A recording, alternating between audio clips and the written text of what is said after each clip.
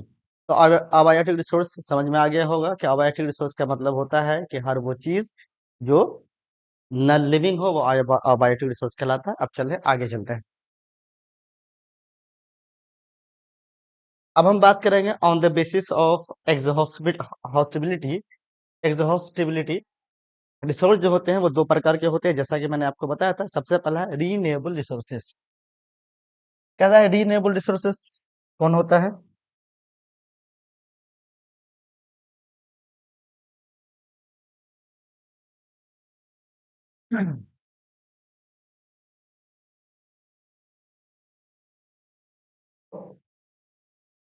Renewable resources, the resources that can be renewed or produced by physical, chemical and mechanical process are known as renewed resources। यानी हर वो resource जिसको कि physical, chemical और mechanical process से दोबारा से renewed किया जा सकता हो या दोबारा हासिल किया जा सकता हो, उसको हम कहेंगे रीनेबल रिसोर्स। यानी हर वो रिसोर्स है जिसको हम किसी भी प्रोसेस के द्वारा, चाहे वो फिजिकल प्रोसेस हो, केमिकल प्रोसेस हो या मैकेनिकल प्रोसेस हो, उसको हम दोबारा हासिल कर लेते हैं, तो ऐसे को रीनेबल रिसोर्सेज कहा जाएगा। फॉर एग्जाम्पल के तौर पे solar and wind energy, water, forest and wild life, ये सारे के सारे जो रिसोर्सेस हैं वो रीनेबल रिसोर्सेस हैं। अब बात करेंगे हम नॉन रीनेबल रिसोर्सेस की।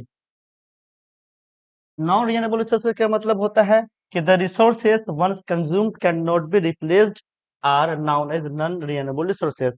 यानी कि हर वो रिसोर्सेज जो एक बार यूज होने के बाद दोबारा उसे यूज नहीं कर सकते हैं या उसे हासिल नहीं कर सकते, यानी एक बार खत्म होने के बाद, एग्जॉस्ट होने के बाद वो दोबारा उसको हासिल नहीं किया जा सकता है, चाहे वो मैकेनिकल प्रोसेस हो, केमिकल प्रोसेस या कोई और भी प्रोसेस हो। किसी भी प्रोसेस पर उसका जब हासिल नहीं कर पाएंगे उसको हम कहेंगे नॉन रिन्यूएबल रिसोर्सेज।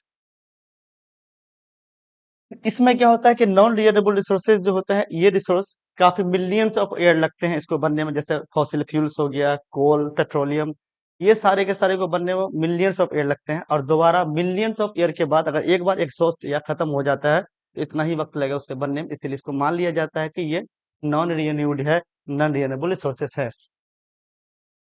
इसमें भी दो तरह के होते हैं, एक होता है रिसाइकेलेबल रिसोर्सेज और एक होता है नॉन रिसाइबल। रिसाइकिल का मतलब होता है कि जो नॉन रिन्यूएबल रिसोर्सेज होते हैं उसमें कुछ रिसोर्सेज ऐसे होते हैं जिसको आप रिसाइकिल कर सकते हो, यानी दोबारा उसको रिसाइकिल करके इस्तेमाल में ला सकते हो, जैसे मेटल हो गया, ठीक है। और नॉन रिसाइकिलेबल रिसोर्सेज में आपको फॉसिल फ्यूल्स हो गया, जिसमें आपको कोल, पेट्रोलियम और सारे कोल, पेट्रोलियम वगैरह आते हैं जो फॉसिल फ्यूल्स हैं। ये एक बार एग्जॉस्ट होने के बाद दोबारा अब इसे हासिल नहीं कर सकते हैं, ना तो इसे रिसाइकिल किया जा सकता है। चलिए फिर आगे बढ़ते हैं। On the basis of ownership, on the basis of ownership हमने क्या किया है, रिसोर्सेज को चार भागों में बांटा है। सबसे पहले हम जान लेते हैं ऑन द बेसिस ऑफ जो ऑनरशिप है वो कौन कौन रिसोर्सेज होते हैं। सबसे पहला इंडिविजुअल रिसोर्सेस। इंडिविजुअल रिसोर्सेस का मतलब होता है व्यक्तिगत संसाधन। व्यक्तिगत संसाधन जो एक इंसान का खुद का संसाधन हो। जैसे एग्जांपल के तौर पे हम यहाँ पे देख लेते हैं, the resources owned privately by individual are called individual. यानी वो सारी प्रॉपर्टी, वो सारे रिसोर्सेज जो एक इंसान का खुद का हो, जो खुद ऑन करता हो, उसको हम कहेंगे इंडिविजुअल रिसोर्सेज। जिसमें शामिल हो जाता है उसका क्या क्या है कि जमीन हो गई, उसका प्लॉट हो गया, उसका घर हो गया, जो एक इंसान का उसका मालिक होता है या एक इंसान मालिक होता है, तो वो सारे हो गए आपको इंडिविजुअल रिसोर्सेज। अगर कोई प्रॉपर्टी या कोई घर या कोई दुकान किसी पर्सनल आदमी, किसी एक आदमी का है, तो वो उसका इंडिविजुअल रिसोर्सेज हो गया। अगला आते हैं हम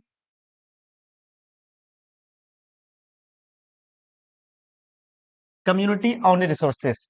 यानी ऐसा रिसोर्स है जिसका मालिकाना हक, ऑनरशिप किसी कम्युनिटी के पास होता है, किसी इंडिविजुअल के पास नहीं होता है। वैसे रिसोर्स को कम्युनिटी रिसोर्स कहते हैं।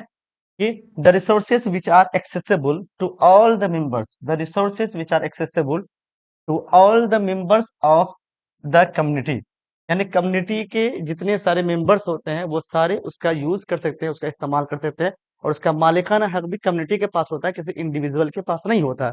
तो ऐसे रिसोर्सेज को हम कम्युनिटी ओन्ली रिसोर्सेज कहते हैं। फॉर एग्जाम्पल के तौर पे जो पब्लिक पार्क होता है, पब्लिक पार्क में क्या होता है, सभी तरह के लोग जाते हैं, उसका मालिकाना हक भी सभी लोगों के पास होता है, कोई इंडिविजुअल आदमी उस पर दावा नहीं कर सकता।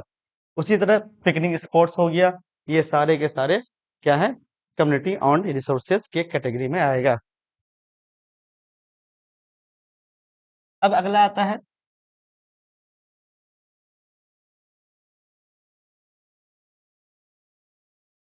अगला है national resources. National resources technically देश के अंदर किसी ज्योग्राफिकल एरिया के अंदर, किसी देश का ज्योग्राफिकल एरिया के अंदर जो भी रिसोर्सेस हैं, टेक्निकली वो किसी देश का नेशनल रिसोर्स माना जाता है।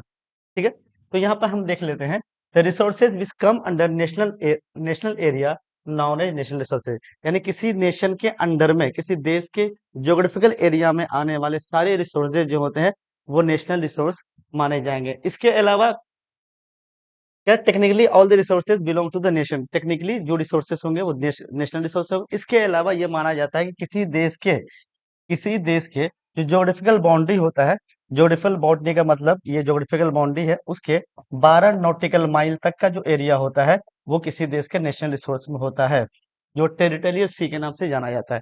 जैसे इंडिया है, इंडिया का जो एरिया है, जो उसके कोस्टल एरिया है, जहां पे उसका बाउंड्री खत्म होता है, वहां से 12 नॉटिकल मील समुद्री एरिया भी किसी देश का नेशनल रिसोर्स होता है। उसके अंदर आप क्या कहते हैं, मिनरल्स वगैरह को आप रिसर्च कर सकते हैं, मिनरल वगैरह निकाल सकते हैं, उसमें कोई दिक्कत की बात नहीं है। यानी टेक्निकली किसी देश के अंदर जो भी रिसोर्सेस है वो सारे नेशनल रिसोर्सेस होंगे। कहाँ तक होगा, वो होगा किसी देश की सीमा से 12 नॉटिकल माइल समुद्र तक उस देश के रिसोर्सेस माना जाएगा।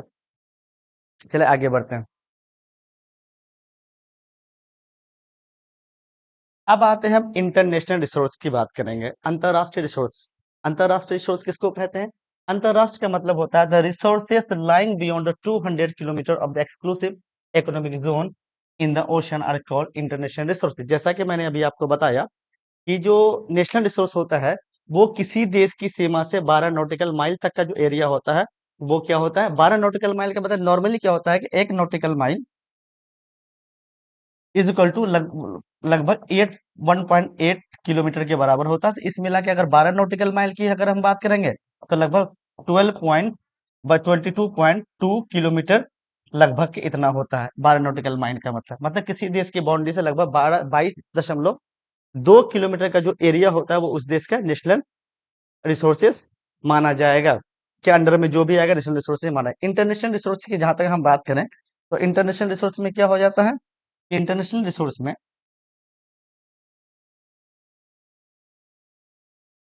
किसी देश की बाउंड्री, किसी देश की बाउंड्री किसी देश की बाउंड्री का 12 नॉटिकल माइल को छोड़कर, 12 नॉटिकल माइल का जो एरिया होता है, ठीक है ना, वो एरिया के बाद से लेकर जो 200 किलोमीटर का जो एरिया होता है, ठीक है, वो एरिया क्या कहलाता है, कि वो एरिया कहलाता है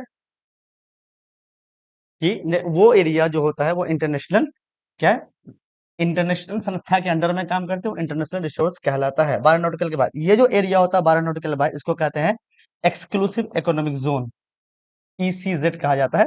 12 नॉटिकल इसके बाद का जो 200 किलोमीटर का जो एरिया होता है, ये जिसका मतलब है कि खुले समुद्र वाला जो एरिया होता है वो इंटरनेशनल ऑर्गेनाइजेशन के अंडर होता है।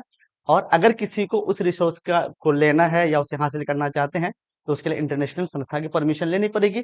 तो 12 नॉटिकल माइल के बाद का जो 200 के बाद भी 200 किलोमीटर के बाद का जो एरिया होता है वो एरिया क्या कहलाता है, कि वो यानी इकोनॉमिक जोन के बाद का 200 किलोमीटर छोड़, यानी कुल मिला के आपको हो गया 212 नॉटिकल माइल के बाद, ये, हाँ, के बाद का जो एरिया होगा वो क्या कहलाता है, यानी कुल मिला के आप ये मान के चलिए का एरिया जो होगा वो इंटरनेशनल रिसोर्स कहलाएगा। यानी कुल मिला के 12 नॉटिकल माइल इधर हो गया, 200 किलोमीटर उधर हो गया, कुल मिला के लगभग इतना एरिया के बाद का जो एरिया होगा वो नेशनल रिसोर्सेज कहलाता है, इंटरनेशनल रिसोर्स कहलाता है सब।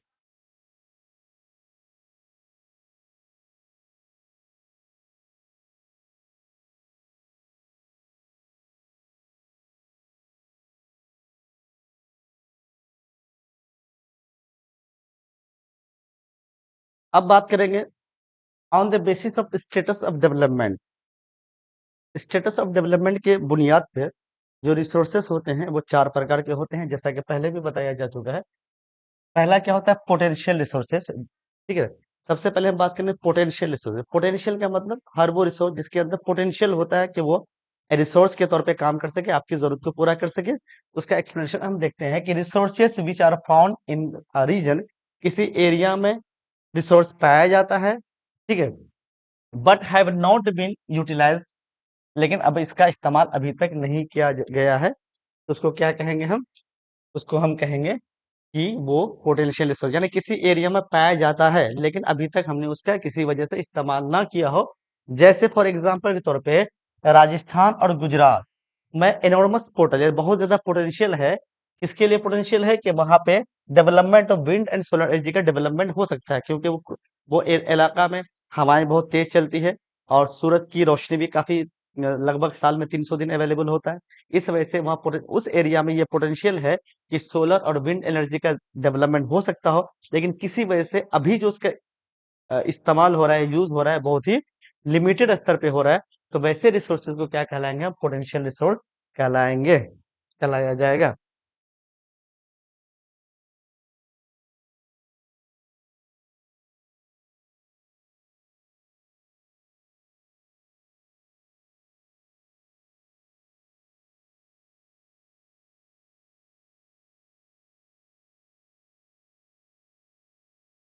अब बात करते हैं, बात समझ में आई? पोटेंशियल रिसोर्स का मतलब होता है कि वो रिसोर्स जो किसी खास एरिया में पाया जाता हो, लेकिन किसी वजह से हम उसका इस्तेमाल अभी नहीं कर पा रहे हैं, तो वैसे रिसोर्स को पोटेंशियल रिसोर्स कहलाता है। जैसे राजस्थान का जो एरिया है वहां पे विंड और सोलर एनर्जी का डेवलपमेंट हो सकता है, लेकिन अभी इसका डेवलपमेंट बहुत ही लिमिटेड स्तर पे है, लेकिन इसको पोटेंशियल रिसोर्स कहेंगे हम।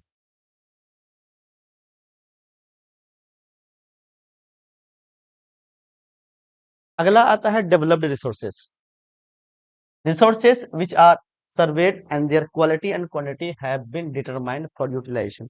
यानी वैसे रिसोर्सेज जिसका सर्वे किया जा चुका है, उसकी क्वालिटी हमें पता है, उसकी क्वांटिटी हमें पता है, तो वो सारे रिसोर्सेज जो होता है वो इस्तेमाल में यूटिलाइज किया जा रहा हो, यानी हर वो रिसोर्स जो आज के डेट में हम यूटिलाइज कर रहे हैं, तो वो सारे रिसोर्सेज क्या कहलाएंगे? वो डेवलप्ड रिसोर्स कहलाएंगे, जिसका यूज हम फिलहाल कर रहे हैं, जिसका सर्वे हो चुका है, क्वांटिटी और क्वालिटी हमें पता है, उसको हम डेवलप्ड रिसोर्स कहेंगे।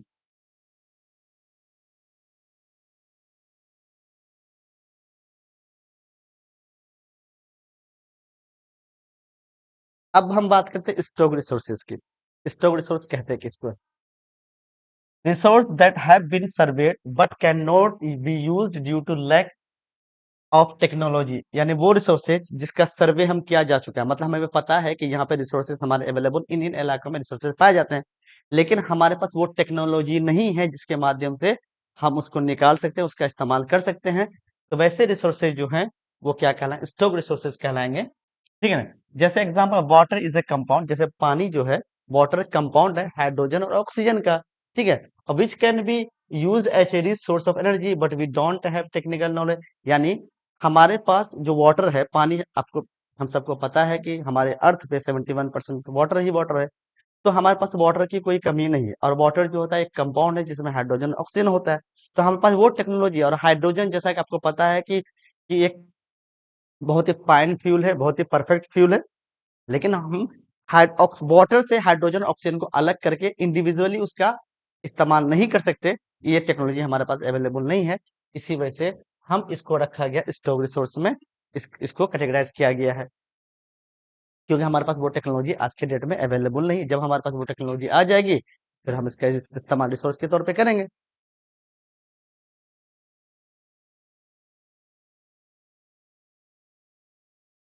अब चौथा और आखिरी रिसोर्स की बात करेंगे, रिजर्व रिसोर्स की बात करेंगे।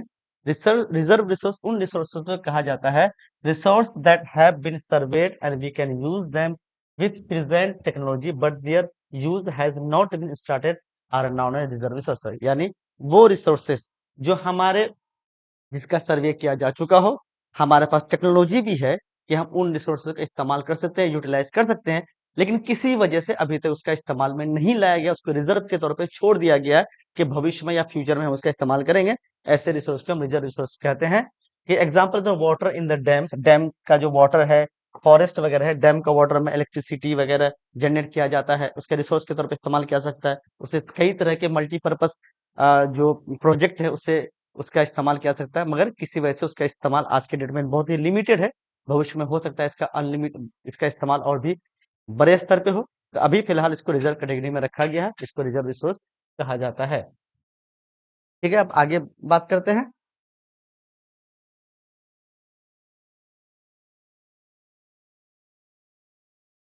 अब बात करेंगे डेवलपमेंट ऑफ रिसोर्सेस, रिसोर्सेस का विकास की बात करेंगे अब हम। सबसे पहले हम जान लेते हैं उसका डेवलपमेंट ऑफ रिसोर्सेज है क्या। Resources are vital for human survival, इंसान की जिंदगी के लिए, इंसान के जिंदा रहने के लिए रिसोर्सेज बहुत जरूरी है। आप सुबह से लेकर शाम तक की आपकी जिंदगी या हमारी जिंदगी बिना रिसोर्स के अधूरी है। हमें हर एक चीज के लिए जो हमें रिसोर्सेस रिसोर्सेज की जरूरत पड़ती है। तो रिसोर्स इंसान की जिंदगी के लिए, ह्यूमन के लिए बहुत ही वाइटल है, बहुत ही इंपॉर्टेंट है। It why believe that the resources are free gift of nature, और हम ये माना जाता है कि जो रिसोर्सेस हैं वो फ्री गिफ्ट ऑफ नेचर है, कुदरत ने हमें बिना पैसे के हमें ये मुहैया करवाया है। और बिना, जैसे हवा में ऑक्सीजन है, हम बिना पैसे के, बिना पैसा दिए उसका इस्तेमाल कर रहे हैं। इसके अलावा मिट्टी है, हवा है, ये सारे के सारे जो है गिफ्ट ऑफ नेचर है, जिसका इस्तेमाल हम फ्री ऑफ कॉस्ट कर रहे हैं। Human being use them indiscriminately and this has led to the following major problems. अब ये कह रहा है रिसोर्सेज का एक इस्तेमाल इंसानों ने गलत तरीके से किया, बहुत भेदभावपूर्ण किया, जिसकी वजह से हमें आज के डेट में तरह तरह की समस्याएं आ गई। इससे जुड़ी हुई कई समस्याएं जो यहाँ पे दी गई है, रिसोर्सेज का बिना सोचे इस्तेमाल करने से हमें आज के डेट में किन तरह की समस्या आई, उसके बारे पे हम बात करेंगे। सबसे पहली समस्या depletion of resources for satisfying the greed of few individual. कुछ लोगों की लालचों की वजह से क्या हो चुका है, लालचों की वजह से, उनकी जो लालचों की वजह से क्या हुआ कि रिसोर्स का डिप्लेशन हो गया। डिप्लेशन का मतलब होता है किसी चीज की क्वालिटी या क्वांटिटी में किसी उसके स्तर में, उसके लेवल में गिरावट को आना डिप्लेशन कहलाता है। ठीक है। तो कुछ लोगों की लालच की वजह से, यानी आप ये कह रहे हैं कि जैसा कि महात्मा गांधी ने कहा था कि दुनिया में जरूरत के लिए बहुत कुछ है मगर लालच के लिए कुछ नहीं है, अवेलेबल नहीं है। There is enough for everyone's need but there is nothing for anyone's greed. लेकिन कुछ इंसानों की ग्रीड की वजह से हमारी जो संसाधन है उस पर समस्याएं आ गई है। और सबसे पहला समस्या यही था कि डिप्लेशन ऑफ रिसोर्सेस हो गया है कुछ लालची लोगों की वजह से। दूसरा आता है कि accumulation of resources and the few hand which divide the society into rich and poor. क्या हो जो यानी कि रिसोर्सेस का, जिनके पास ज्यादा पैसा है, जो अमीर लोग हैं उनके पास ज्यादा संसाधन है, जो गरीब लोग उनके पास कम संसाधन, क्योंकि जिनके पास ज्यादा है उनके पास अक्यूमुलेशन ऑफ रिसोर्सेस है, ज्यादा रिसोर्सेज जमा हो चुके हैं। और जो, मतलब जो आप सिंपल वर्ड में अगर ये कहना चाहें कि रिसोर्सेस का जो बंटवारा है वो इक्वली नहीं है, अनइक्वली बंटवारा है, जिसकी वजह से कुछ लोगों के पास ज्यादा रिसोर्सेज चला गया और कुछ लोग जिनके पास रिसोर्स नहीं है बेचारे गरीब हो गए। यानी रिसोर्सेज की वजह से क्या हुआ, अमीरी और गरीबी का जो गैप है वो बढ़ गया है। इतना ही था, इसको पार्ट वन बना के डाल दिया।